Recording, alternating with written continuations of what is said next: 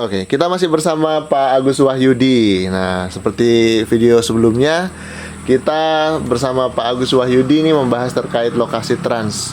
Kalau saya memperhatikan, Pak Agus ini cukup menonjol dalam bertani di wilayah trans ini, Pak ya.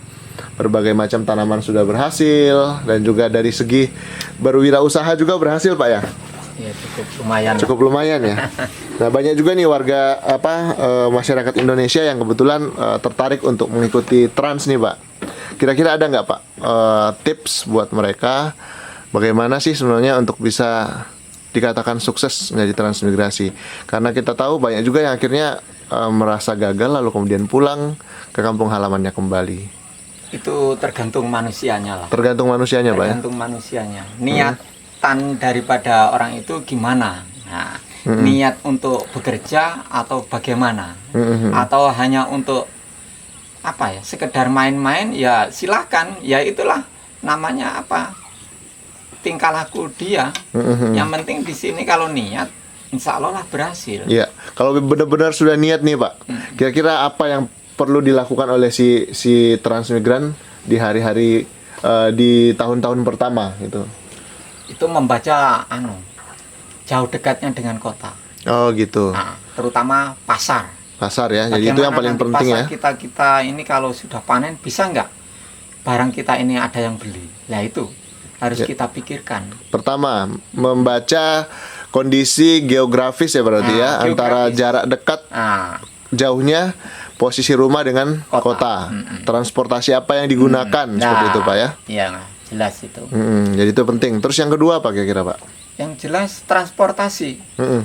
Bagaimana setelah adanya transportasi air nantinya lebih cepat mengenai perekonomian maju itu harus ada tambahan yaitu perjalanan darat yang jelas. Selain air juga darat ya? Harus jalan darat untuk mempercepat pertumbuhan ekonomi di situ.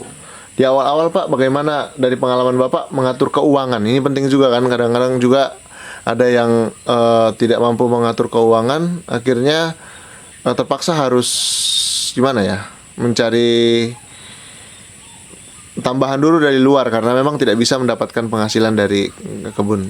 Itu memang manajemen orang itu tidak mencermati lingkungan. Oh gitu ya. Aku ini maunya kerjanya apa? Nah ini, bagaimana mencipta lapangan kerja di sini? Ternyata dia itu hanya yang diandalkan tenaga dia itu pada umumnya. Ya, akhirnya menjadi tenaga orang istilahnya, jadi tukang atau apa di situ. Sebenarnya kalau sudah bisa membaca bagaimana pasar ini dekat atau tidak, terus siapa yang beli ada atau enggak, ini sudah dibaca, itu sudah enak sebenarnya. Di sini saja bakul sudah berapa? 4 sini. Bakul sayur itu. Kita jual nggak sulit. Sekarang sudah enak.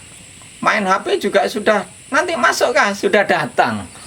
Enak sekarang.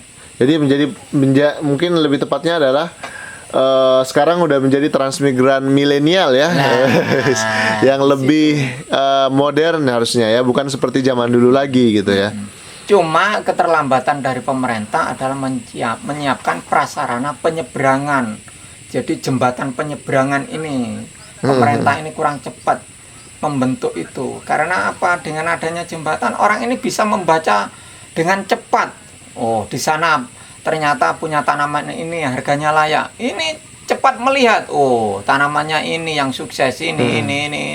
Jadi bisa membaca pangsa pertumbuhan pertanian di lokasi. Baik. Karena memang kalau transmigrasi itu memang pendekatan yang paling utama itu adalah pertanian, Pak ya. Maksudnya tidak ada yang untuk yang lain belum ya. Belum. Baik, itu ya. Jadi terus bagaimana, Pak, dengan apakah efektif mengandalkan kemampuan lain di luar pertanian itu yang dibawa ke lokasi trans? Misalnya seperti keahlian yang lain seperti di bidang mekanik, di bidang itu kemudian bisa membantu perekonomian mereka yang baru awal-awal menjadi trans.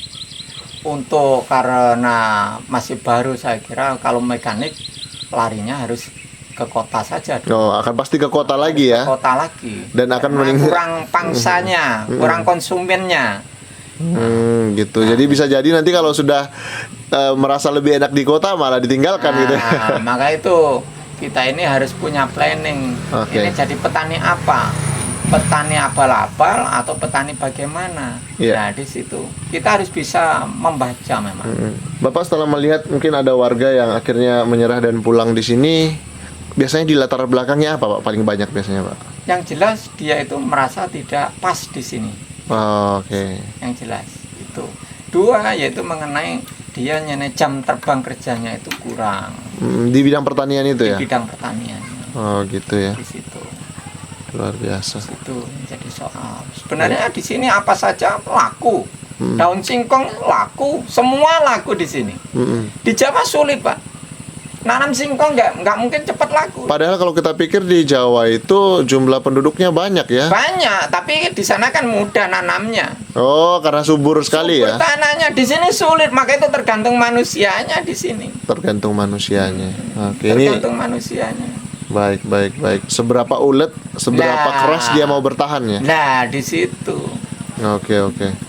harus di situ harus. Kalau saya perhatikan Bapak ini dari obrolan kita sebelumnya tadi, ada satu hal yang jadi keunggulan Bapak juga, mampu memanajemen manusia. Jadi Bapak selain tidak hanya mengandalkan tenaga sendiri, tetapi juga mau berkolaborasi dengan sesama Menyerap tenaga petani. lain, Nah, menyerap tenaga kerja yang tenaga kerja. Sewaktu-waktu kita butuh, kita panggil, begitu. ini gitu ya. Baik. Terus memang Oke, itu aja Pak ya, Pak Iya, Agus. Terima terima kasih tipsnya yang sudah dibagikan. Iya. Karena kalau nggak salah nih tahun 2001 nih kayaknya ada nih di Sepenggur Baru. Bukan Sepenggur.